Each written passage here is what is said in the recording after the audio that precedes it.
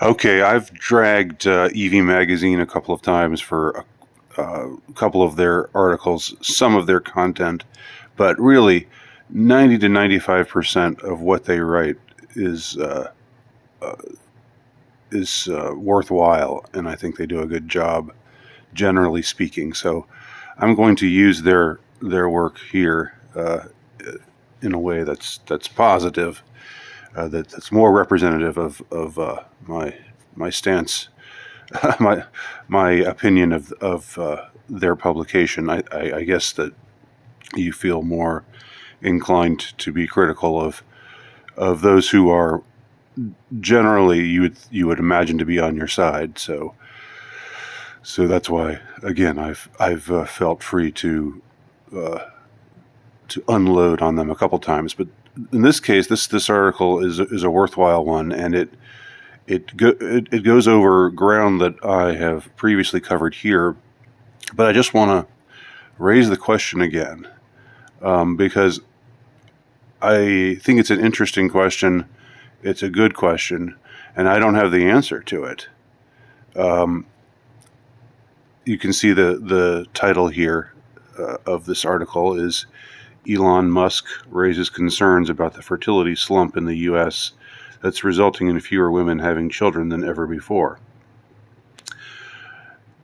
So I did a prior video when I discovered, to my not shock, but well, a kind of shock. I guess I was a little shocked when I found out that Elon Musk is an actually an anti-depopulationist. He's a pro-populationist. He's a pro-natalist, and that puts him in contrast to and in opposition to all the other billionaire oligarchs that I know of.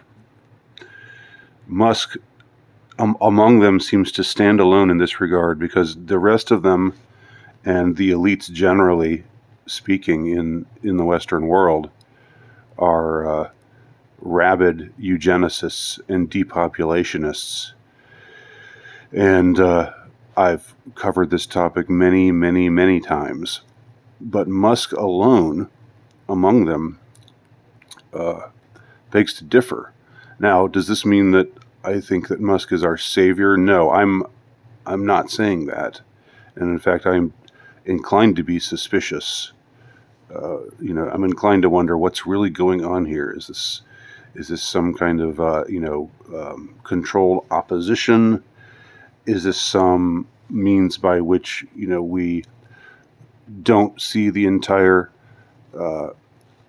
billionaire elite class, or the what I would call the unelected rulers of the world, who basically run everything, and who haven't been chosen for that position by anyone, but who have ascended to that position, or been appointed to that position in a manner that I believe to be quite illegitimate. But I've spoken about how nearly everything that we are taught these days boils down to depopulation. Everything from feminism, which tells women to put career first and put having children way, way, way on the back burner, to the promotion of homosexuality, transgender, and on down the line. You look at all of these things, and what it boils down to is, again, this is what I cheekily called Nowicki's rule, Nowicki's precept. I don't think I'm the first one to point this out, or to become aware of this, but I'm the only one that I'm aware of who has pointed it out in this way, who has seen the totality of everything that we are taught. Just think of everything that we're meant to believe if we are good, quote unquote, good people. in clown world, in SJW world. What does it all boil down to? It boils down to trends which would, and of course abortion too. That is depopulation in its most explicit form, the depopulation of a womb. They all of these things culminate in promoting a depopulation agenda, but not Elon Musk. So anyway, now that I've taken my time, let's look at this article from Evie Magazine. Elon Musk has always been an active Twitter user, but he stepped to his game in the last few months. Blah, blah, blah. Okay, so talking a little bit about the Twitter purchase and some of the snags that it's hitting right now. But anyhow, Musk remains active on the site, and he interacts with just about anyone that comes across his feed if the subject matter interests him. This morning, he tweeted about the fertility slump we're seeing in the U.S., and it sparked an interesting conversation. Musk wants everyone to know that the USA birth rate has been below minimum sustainable levels for 50 years. He posted a graph from the Wall Street Journal, which shows a fertility slump happening in our country. The total fertility rate in 2021 remained below replacement level, which is 2.1. In other words, if we continue on the rate we're going, we're not going to be able to replace ourselves, and the American population would cease to exist. I don't know if it would cease to exist. It would just there will be a lot fewer of us. The cease to exist thing is a little alarmist, but I think there's cause for some alarm, just the same, with this trend and everything that it signifies. So the USA birth rate has been below minimum sustainable levels for 50 years. Or is that? I guess that sign means over 50 years. Somebody will correct me if I'm wrong.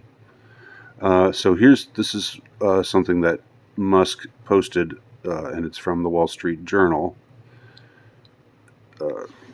So you do have this major publication talking about the decline in population. I guess they aren't necessarily taking a stand against it, but they're pointing it out. So, and you see how it has gone into sharp decline. The Wall Street Journal reported earlier this month that the number of babies born in the U.S. in 2021 is the lowest we've seen in more than 40 years. In 2020, women gave birth to 3.61 million babies. That was 4% down from 2019. Made the total fertility rate 1.64, which is also below the replacement rate of 2.1. Now, this is a trend that we've seen in nearly all industrialized countries. So it's not, the United States is not unique in this regard, but it's still something that needs to be addressed. So, and Musk himself said, contrary to what many think, I'm not going to do an imitation here, but contrary to what many think, the richer someone is, the fewer kids they have, Musk added in his next tweet. I am a rare exception. I think he has 6 children overall. Most people that I know, meaning his very rich peers that he hangs out with, have 0 or 1 kid. Many people have been highlighting this birth rate decline for years, and that mainstream society continuously encourages women to have abortions and refrain from getting pregnant at all, for whatever reason they can come up with. Yes, that is very true. It is refreshing to hear someone with Musk's platform raise concerns about this. Yes. It's interesting. Yes, it's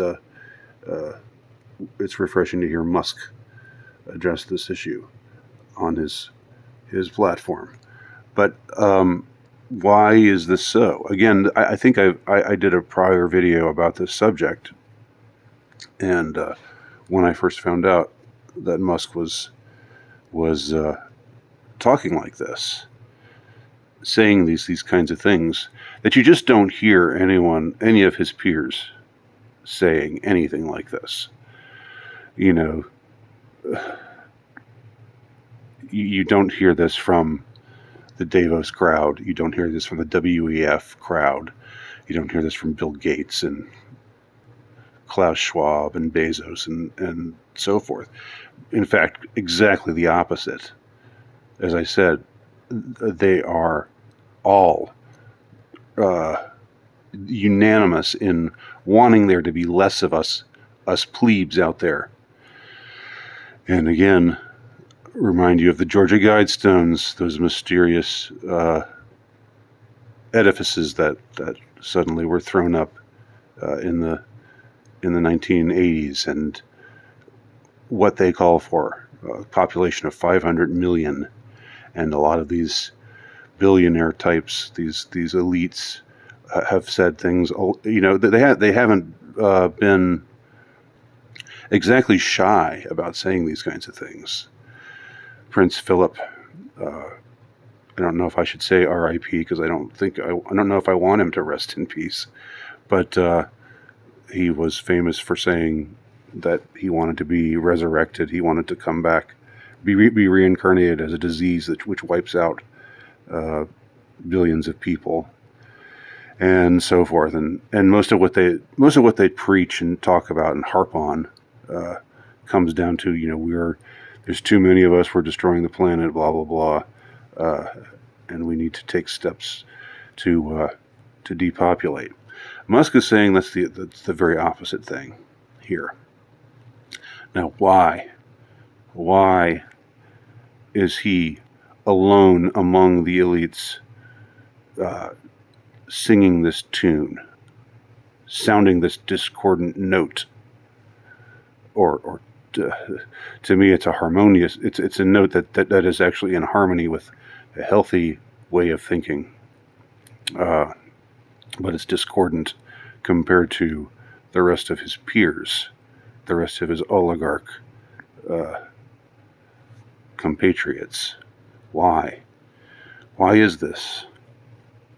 Again, I don't know, but I wonder.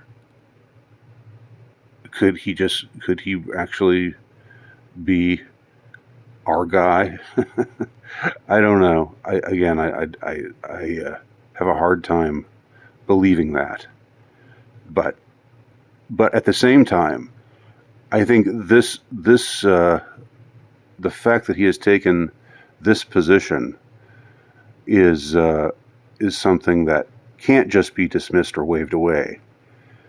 There's got to be something going on here. There's got to be some reason for this, and it's significant. It's important. It's not negligible. It's not something to just scoff at. So what's really going on here? That's what I want to know, and that's what I don't know.